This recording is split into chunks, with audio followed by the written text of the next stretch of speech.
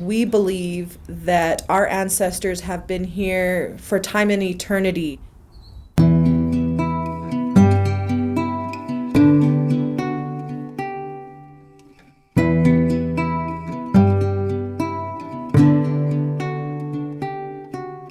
Pipe Spring is the ancestral homeland of the Kaibab Paiute people, or the Kaibabits, the people laying by the mountain.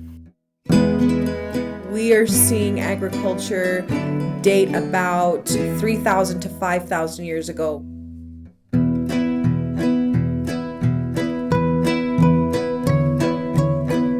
The garden provides an interpretive center for visitors to walk in to find a tangible experience and connection to the monument.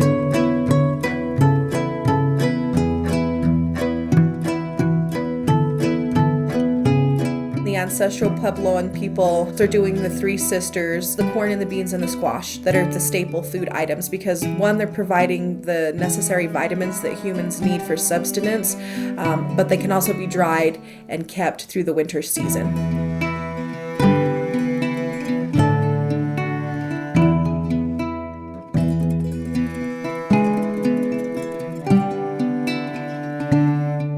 The Heritage Garden is split into two separate sides, and one side mimics the traditional style of gardening of the Southern Paiute people as well as the Ancestral Puebloan. And the other half of the garden helps interpret information for visitors to see what a cultural landscape would have looked like through the eyes of the Euro-Americans or the Mormon pioneers.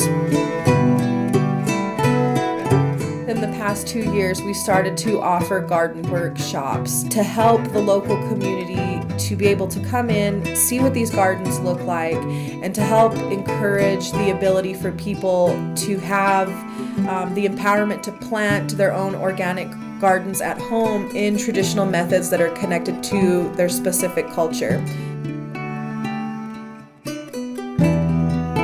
The point of the garden here at Pipe Spring, you have these two sides that are growing. You have the native side and the pioneer side. And as different than they are, they show similarities, and it helps visitors to be able to see and interpret information through an ethnobotany perspective. It helps people to realize how important it is that plants provide a connection to cultures, whether if you're coming from a Euro-American culture, if you're coming from a Native American culture, that we all need a way to survive and we all need a way to eat.